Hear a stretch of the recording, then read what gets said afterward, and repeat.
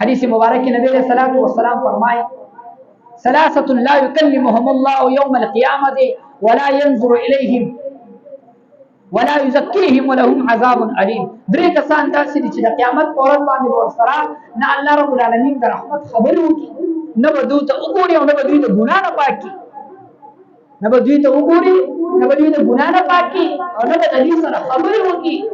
باندې کې درې کسانو کې څوک دي؟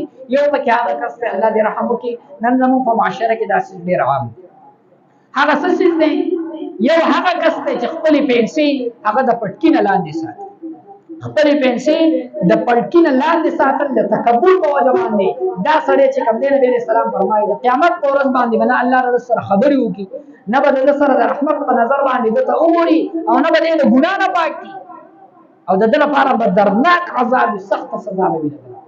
یو پکې دغه پیسې ښکته ساتونکی.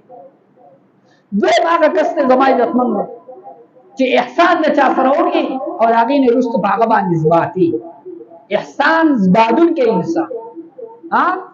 چاله دې څه ورکړل، یو غریب دی چاته 2 کاله مخکې چې کوم دی نو 1000 روپۍ ورکړي دي او 2 کاله پس هغه لکه سلام علیکم پلانکۍ موقع دې یاده ده. دا ګورې نن سبا معاشره کې ډېره عامه شوې ده، ډېره عامه شوې ده.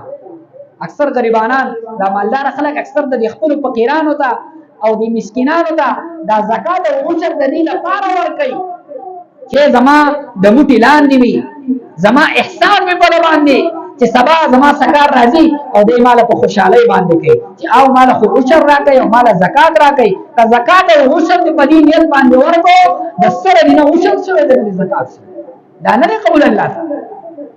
دا زکات ورکول د ورکوونکي لپاره د اغستونکي په باندې احسان دی چې ستاسو زکات وصول قیامت ته نږدې به داسې وخت راشي خلک به دومره مالدار شي چې زکات وصولونکي به بیا څوک نه وي، خلک به خپل زکات په جولون کې اچولی ولا کوڅو کې به ګرځي چې دا وخت چا نه ورکوي.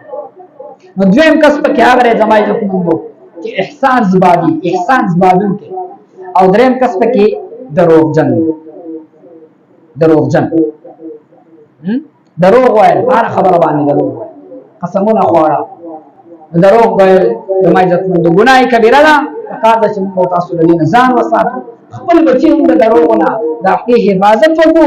که چېرته بچی ستا په مخ کې دروغ خبره وکړي دا بچی راونیسه په هغې باندې هغه نه چې کوم دی هغه ویروه، هغه باندې خپل روح واچوه چې بچی ته دا خبره دروغ ولې وکړله، ولې دې دروغ وکړه، هغه ویروه.